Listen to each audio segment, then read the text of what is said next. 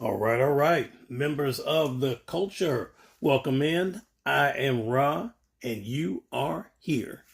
Again, as always, thank you for all of your engagement and all of your interactions with us. Whether you've liked, commented, shared, subscribed, followed, retweeted, reposted, all of that. For everyone that's doing that, everyone that's giving us the time of day. We so appreciate you. We're trying to grow this channel and grow this movement because this is a culture. And this culture does not exist without you. So first and foremost, as always, thank you. Now let's get to the get to. We are ready for a review, and I'm sure you're probably wondering who. He's right there in your face. None other than Storm Collectibles, Motaro from Mortal Kombat. Boy, I've been waiting for this. I've been waiting a long time to review a Storm Mortal Kombat figure. I think Storm does some of the best figures in the game. I'll go ahead and tell you that ahead of time. Before we get into anything else, they do a remarkable job. They just launched a Blanca, which if you have not seen a Blanca, my man Anthony's Customs has reviewed it, and he has stated that it is a contender so far for Figure of the Year. I know it's early, but that's high praise. He's a very good reviewer. I trust him, and he's tough on things, and for him to give it a lot of praise like that, that means a lot. But it is a very fine-looking figure. So go give Anthony's Customs, if you haven't checked out his channel, go give him a watch, and I think you'll enjoy it. That figure's pretty cool. But let's get back to Storm Collectibles Motaro. That's the reason why we're all here. Now, as you know, we have revised our review system. So Motaro actually will be getting reviewed for the first time under that, unlike Kintaro, who will be getting re-reviewed. All right, so this is the first time for Motaro, and I am looking forward to it. As you know, we got 5 categories. Number 1 is cool. Number 2, articulation. 3rd, price. 4th, we talk about display, and last but not least, the accessories that come with the figure. As you can clearly see, he's got some. All right, number 1, we're talking about cool. Folks, it's a centaur. I don't know how else to tell you that. In terms of Mortal Kombat's lore is full of characters that would definitely fall under the category of cool. Right? Because Mortal Kombat was cool when it launched then. It was cool then. To me, it's still cool now. It has a history. A huge, rich history of characters it can pull from. A lot of them are cool, and Motaro being one of the sub-bosses, he most certainly was cool then. Hard to beat, good grief, but he was definitely cool, right? So for cool, Motaro scores 14 points. Next up, articulation. It's a Storm figure, folks. Storm is known for having good articulation. They're also known for being a little tricky, which I'll get into here in just a second. But for articulation, in terms of what you can do with this particular figure, he is very well articulated for a big guy. These legs are fully articulated. Both front and back move really, really well. He stands well. That's an important thing. I'll tell you why that's important when we review. I'll give you a little spoiler. When we talk about Goro, stability is going to be a little bit of an issue, and it's actually a highlight for Motaro. With Storm figures, they have a thing with their head, if you did not know right here. Their head is on a ball joint, right? But it's actually double jointed because it goes down into a piece that's here in the middle of their chest, as well as on top of their head. So sometimes if that pops off, you actually have to connect it on top here and then back down in the chest. It's a little tricky if you've never done it or encountered it. The first time I saw it, it kind of blew me away, but I did get used to it. But that's one thing to be aware of, right? They don't have the traditional head and neck ball joint like most figures do. Storm's a little bit different, right? Because they do some of these bigger figures, and obviously Motaro, Kintaro, Goro, Shao Kahn, these are larger figures, so they do require a little bit bigger parts. I do get that. So if you've never seen it, once you've popped it out, and you will change their heads when you change them out for poses or whatnot, it is something to be aware of. And when it first happens, you're going to think you broke the figure and it's going to drive you crazy. But once you figure out where it goes, you can pretty much navigate any of it. Excuse me, I apologize. Burn the candle at both ends. So, and back as far as articulation, so that's one thing to keep aware of as far as the head and everything. Arms, no problem whatsoever. You've got double jointed arms, when I say no problem, I'm talking about no problem.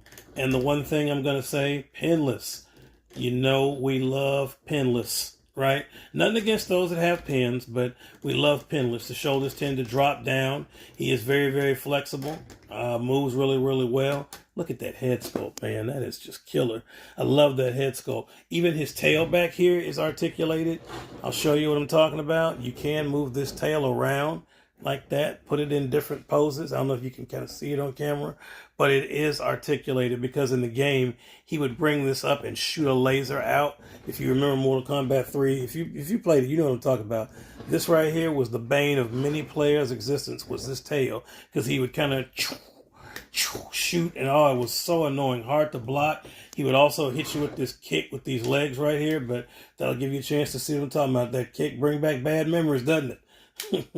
But yeah, he can fully move those legs. It's not an issue at all for him in any way, shape, form, or fashion. Same with the front legs. This is a heavy, beefy figure, folks, but well articulated, can move, no issues at all. I don't want to pop the head off, but I do want you to see if there is tilt, rotate, no problem. Look up, look down. And he's usually going to have no problem looking down because he's freaking huge. So he looks down at everybody other than his sub-boss brethren, meaning, the Shokan, right?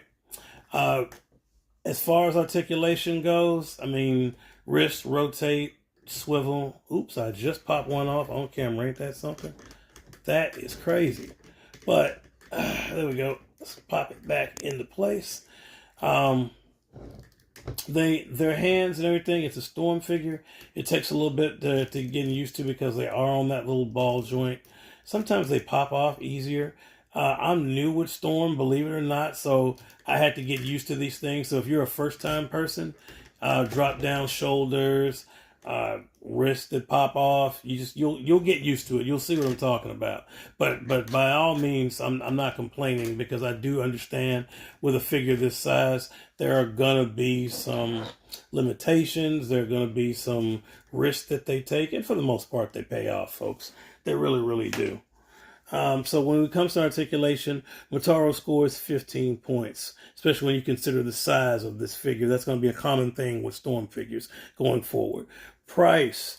Motaro, of these bigger figures that are out there, is priced fairly well. You're going to pay, nowadays you can get him for actually under 100 if you're able to find him on like Mercari or eBay sometimes. But don't be surprised. The average is $100, but you can find him under. But he is priced fairly, right? I don't know if this time I don't think you can get him anymore from Big Bad Toy Store or anywhere like that. I think all they have right now is Goro and Shiva.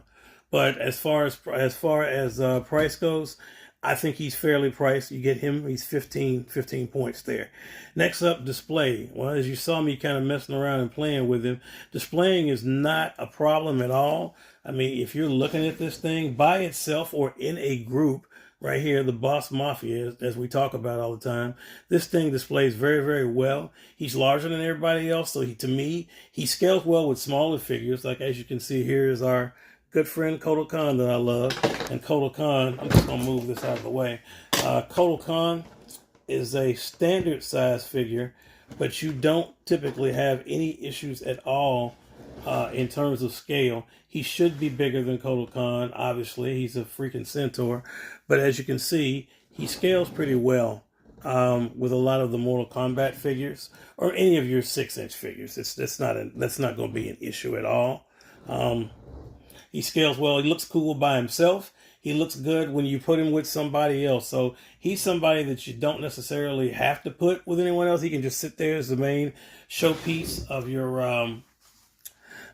your cabinet, and you would not have an issue because, I mean, just look at that. I mean, that is a centaur, folks. That is so badass. All right. So anyway, in terms of display, 15 points.